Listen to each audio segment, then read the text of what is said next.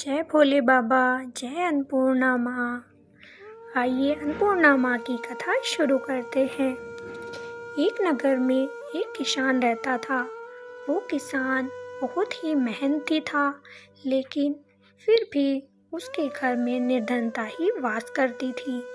वह पैसों से बहुत परेशान था। उसके घर में 2 समय का खाना बड़ी मुश्किल से बनता था।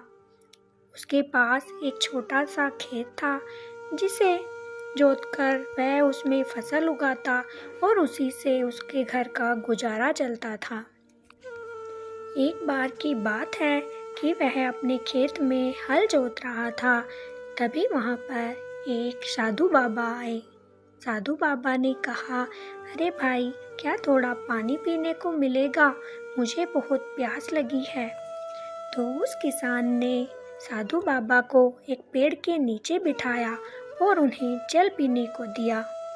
फिर किसान बोला, बाबा, आप मेरे घर चलो, वहाँ जाकर मैं आपको भोजन करा दूंगा। साधु बाबा किसान के साथ उसके घर आ गए और फिर किसान की पत्नी ने भोजन बनाया और साधु बाबा को खिलाया। साधु बाबा किसान के घर का भोजन खाकर बड़े तृप्त हो गए और बोले कि मैं तुम्हारे घर का भोजन खाकर बहुत अच्छा महसूस कर रहा हूँ। भगवान तुम्हारे भंडार भरे रखे। तब किसान थोड़ा सा दुखी हो गया। तभी साधु बाबा बोले कि तुम थोड़ा दुखी दिखाई देते हो, क्या बात है बेटा? किसान ने बताया कि हे बाबा, हमारे घर पर अन्न धन की बहुत कमी है। मैं इतनी मेहनत करता हूँ, फिर भी मुझे अच्छी फसल नहीं हो पाती है और जिसकी वजह से मैं निर्धन ही रह जाता हूँ। ना जाने मेरे ये दुख के दिन कब खत्म होंगे।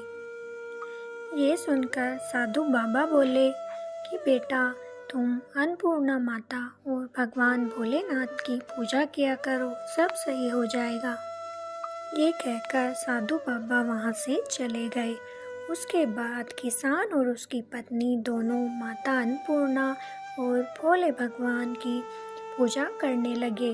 देखते ही देखते उसकी फसल लहराने लगी और उसके पास पैसा भी काफ़ी आने लगा।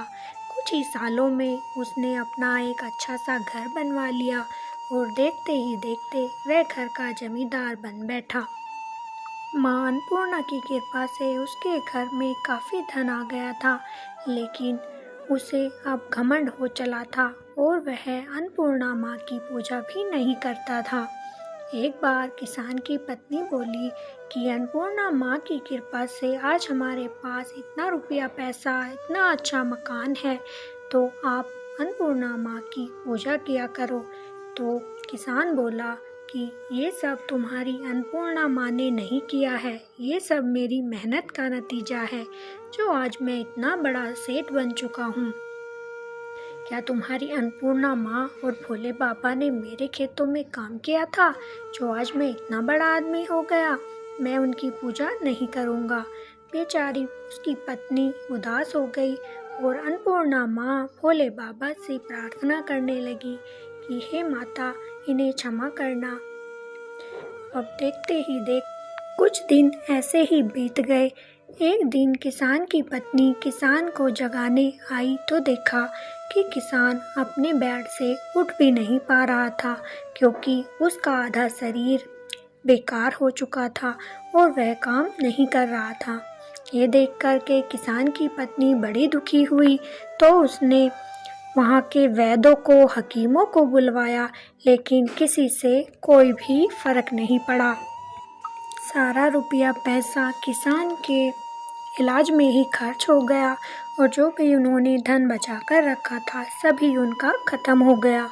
अब तो खेत में किसान भी काम करने से मना करने लगे, क्योंकि उन्हें उनकी मजदूरी नहीं मिली, तो उन्होंने खेतों पर भी कब्जा कर लिया।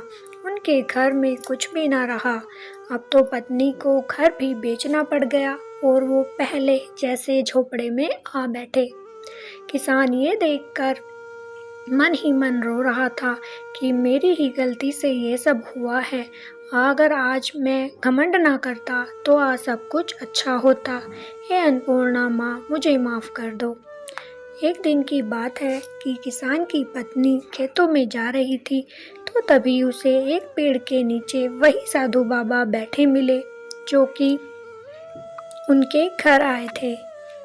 साधु बाबा को देखकर किसान की पत्नी उनके पास गई और बोली कि बाबा, सब कुछ खत्म हो गया।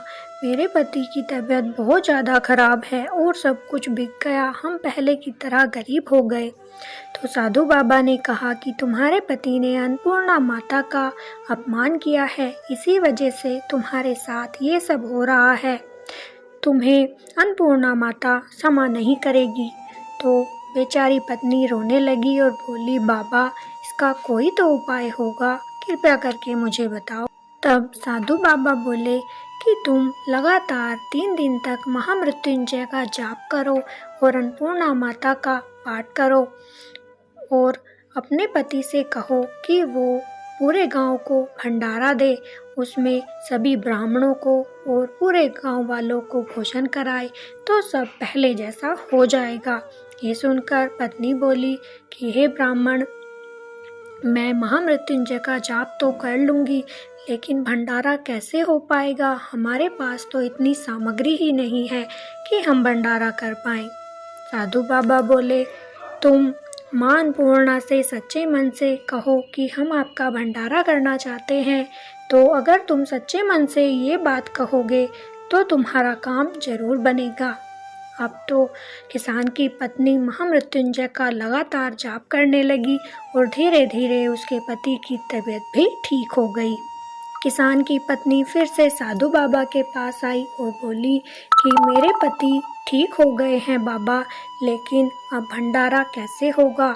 तो साधु ने कहा कि भंडारा भी हो जाएगा, तुम चिंता ना करो। भंडारे से एक दिन पहले ही वही साधु बाबा किसान के घर आए और बोले, क्या भंडारे का इंतजाम हो गया? किसान की पत्नी बोले, नहीं बाबा, हमारे पास तो थोड़ा सा ही अन्न है, इससे भंडारा कैसे होगा? तो साधु बाबा ने उन्हें एक चावल का दाना दिया और बोले कि अपने अन्न में इस चावल के दाने को मिला दो। अगर माता रानी तुम पर प्रसन्न होगी तो तुम्हारे अन्न धन के भंडार भर जाएंगे। अब अगले दिन सुबह ही जब किसान और किसान की पत्नी उठे तो उन्होंने देखा कि उनके घर मोर असरफियों के ढेर लगे हैं और अन्न धन के भंडार भर गए हैं। ये देखकर दोनों बड़े खुश हुए और माता अन्नपूर्णा को प्रणाम किया। दोनों पति पत्नी ने सुबह ही माता अन्नपूर्णा की पूजा की और फिर भंडारा शुरू कर दिया। भंडारे में सभी गांव वालों को भोजन कराया, सभी पंडितों को भोजन कराया, सभी ने पेट भरकर खाया, लेकिन वहाँ पर अन्न कम ही नहीं पड़ा, बल्कि भंडारा कराने के बाद भी काफ़ी सारा अन्न बच गया। ये देखकर किसान की पत्नी बड़े खुश हुए और अंदर जाकर देखा तो उनके घर में धन ही धन भरा पड़ा था। अब तो दोनों माता अन्नपूर्णा की रोज़ पूजा करने लगे। तो भक्तों, कभी भी माता अन्नपूर्णा का हमें निरादर नहीं करना चाहिए। उनसे हाथ जोड़कर विनती करनी चाहिए कि हे माता, हमारे अन्न धन के भंडार हमेशा भरे रखना। अगर हमसे कोई गलती हो तो उसे क्षमा करना। जय मां अन्नपूर्णा, जय भोले बाबा।